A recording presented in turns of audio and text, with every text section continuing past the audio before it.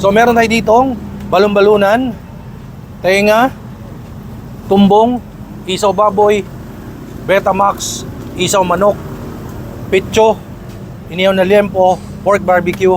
Guys, so liempo muna, sausaw natin dito sa sausawan nila, tikiman time. Ito daw yung sauce ng pitcho.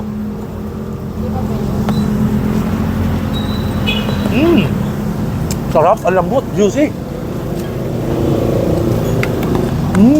Pork barbecue. 25 lang. No, wala mo na suka. Gusto ko malasap yung original flavor. Paano nila tinimplahan, no? Tignan natin.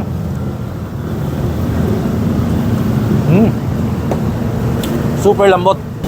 Please follow me on TikTok, Instagram, Facebook page, No One Never Vlogs, Food and Travel, and of course sa kabuuan ng video na ito, panoorin na sa aking YouTube channel.